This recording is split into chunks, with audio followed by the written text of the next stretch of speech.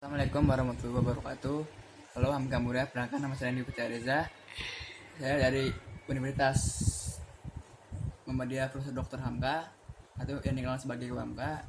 Saya dari Fakultas Ilmu Sosial dan Ilmu Politik dan program studi Ilmu Sosial semester 2. Ini ingin menjelaskan tentang lingkup teori komunikasi SMCR. Simak ulasannya. 1. Menjelaskan konsep komunikasi SMCR. Penemu model SMCR ini adalah David Berloka, salah satu mahasiswa generasi pertama di program Doktor Komunikasi di bawah kepemimpinan Wibur Scrum di Illinois. Berlo yang lahir pada tahun 1929 ini juga dikenal sebagai penemu program komunikasi di Universitas Michigan yang banyak melahirkan doktor komunikasi. Model komunikasi Berlo berasal dari ilmu-ilmu dan teori Aristoteles.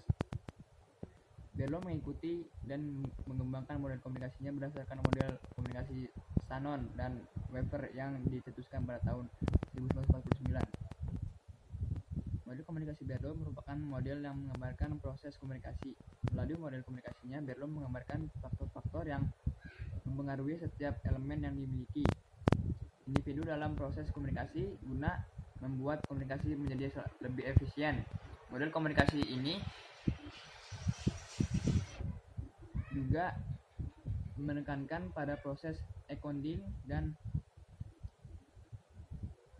decoding yang terjadi sebelum sumber atau source atau sender mengirim pesan dan sebelum penerima pesan atau receiver menerima pesan. 2. Menjelaskan apa itu teori komunikasi model SMCR. Model komunikasi David K. Berlo terdapat unsur-unsur utama komunikasi yang dikenal dengan SCMR, yaitu Source, Channel, Message, and Receiver. Di samping itu terdapat juga 3 unsur lain, yaitu feedback, tanggapan baik, efek, dan lingkungan. Setiap unsur ini akan saling bergantung satu sama lain dan memiliki peranan penting dalam membangun proses komunikasi. Model komunikasi ini dijelaskan sebagai berikut. Menjelaskan bahwa model Berlo menekankan komunikasi sebagai suatu proses dan menekankan meaning are in the people, atau arti pesan yang dikirimkan pada orang yang menerima pesan, bukan pada kata-kata pesan itu sendiri. Dengan kata lain, bahwa interpretasi pesan terutama tergantung kepada kata atau pesan yang ditafsirkan oleh si pengirim atau si penerima. Berlo menggambarkan kebutuhan penyandi atau ensonder dan penyandi balik atau decoder dalam proses komunikasi. Encoder bertanggung jawab mengapresiasikan maksud sumber dalam bentuk suatu pesan. Menurut Berlo, sumber dan penerima pesan dipengaruhi oleh faktor berikut, seperti keterampilan komunikasi, sikap, pengetahuan, sistem sosial, budaya. Ya, model ini misalnya dapat membantu Anda meneliti efek keterampilan komunikasi penerima atas penerima pesan yang dikirimkan, atau jika sebagai pembicara mungkin mulai menyadari bahwa latar belakang pembicara akan mempengaruhi penerima pesan. 3. Menjelaskan kelebihan dan kekurangan teori komunikasi SMCR. Kelebihan model Berlo tidak terbatas oleh komunikasi publik atau komunikasi massa, namun juga komunikasi antar pribadi dan berbagai bentuk komunikasi tertulis. Dan model ini bersifat heuristik atau merangsang penglihatan. Terus juga ada kekurangan atau keterbatasan model Berlo.